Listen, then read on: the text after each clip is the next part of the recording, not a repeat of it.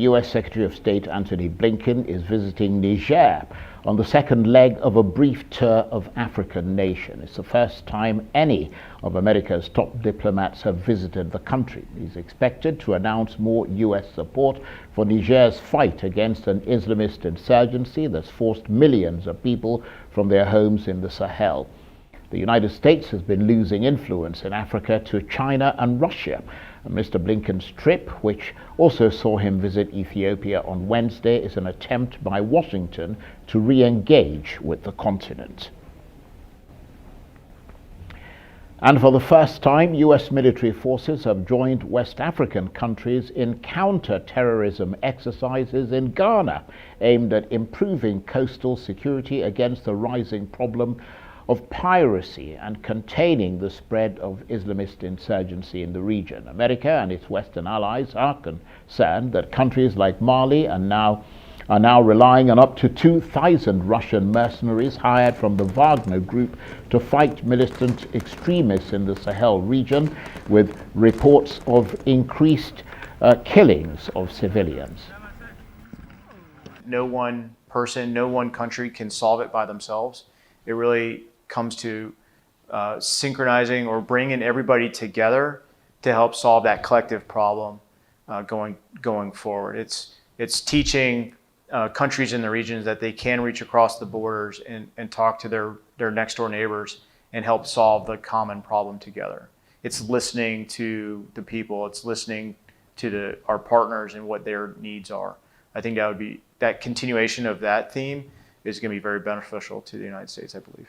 The threat now is not a country-to-country threat. What we are facing now is more of like an implosion, where we have people in there, they dress like you, they are within the populace, you wouldn't even know who they are.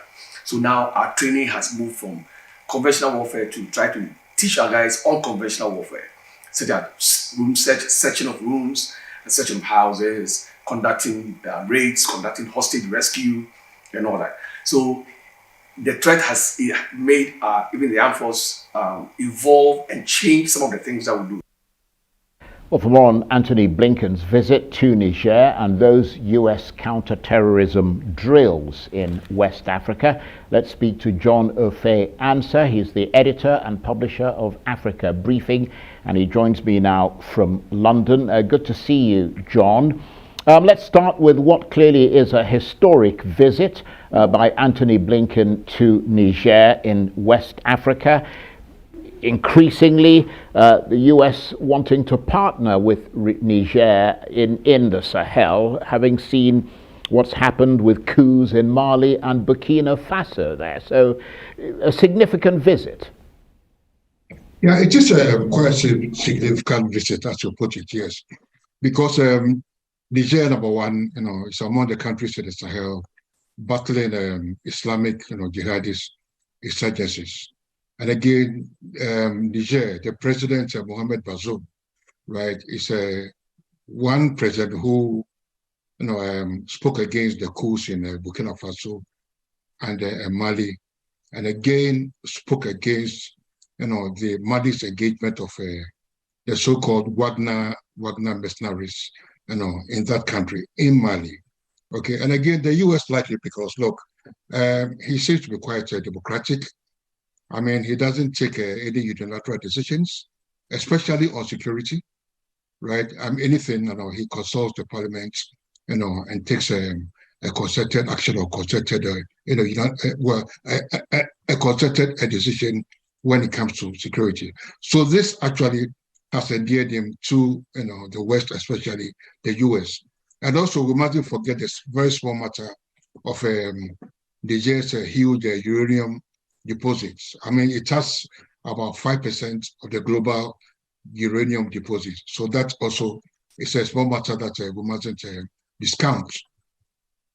I like the way you put that, the small matter of uranium in that region. Now, I absolutely agree with that sort of tongue-in-cheek reference there. But of course, this visit by Antony Blinken, not just to Niger, but he was also in Ethiopia, is seen as part of President Biden's wider efforts to engage with Africa at a time of the rising influence of China and Russia on the continent. I mean, how do you see all that?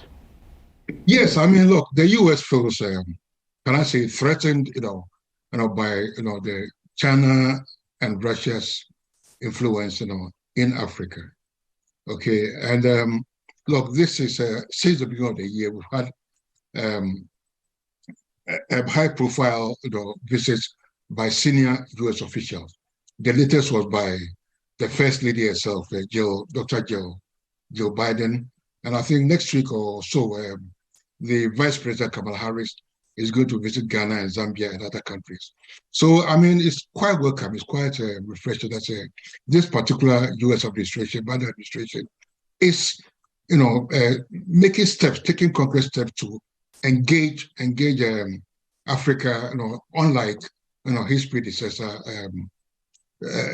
Donald Trump. So, I mean, it's a big welcome. And again, when it comes to Ethiopia, look, Ethiopia, was, or can I say, still a strong ally of the U.S., in countering terrorist activities in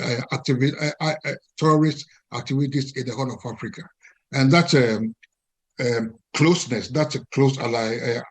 That closeness was nearly ruined, if I could put it that way, by the war with Tigray. But since the peace, accord was signed between the Ethiopian federal government and Tigray, I think the relationship, is toward. I remember because of accusations of human rights, abuses, by the federal government against Tigrayans, the U.S. actually removed Ethiopia from the AGOA, the Africa Growth Opportunity Act, which allowed preferential access of Ethiopia's textile products into America. But that, I think, is going to reverse. So it's quite a reflection that there's been a thaw in relations between the U.S. and Ethiopia. Briefly, you mentioned Ghana there, John. You are, of course, from Ghana, and the country engaging in counter-terrorism exercises with the U.S. I mean, that's a fairly rare occurrence in the sort of the West African region, and that appears to be because of concerns that thousands of Russian mercenaries are now in countries like Mali. I mean, mercenaries from the Wagner Group. Yes, look, when it comes to the Wagner Group, personally, I don't have any qualms about that because, look, France was part of the Operation Barkhane since 2012, and what could they do? They couldn't do anything, right? And I have it, on authority that, look, even France was in cahoots with some of these jihadists, in Mali and Burkina Faso. Okay, they've been there since 2012, and what has happened? I mean, precious nothing. So I wouldn't blame maybe Burkina Faso or Mali for going to Russia and engaging the Wagner Group. Thanks very much indeed. John Offei Ansah is the editor and publisher of Africa Briefing, and he was talking to me there from London.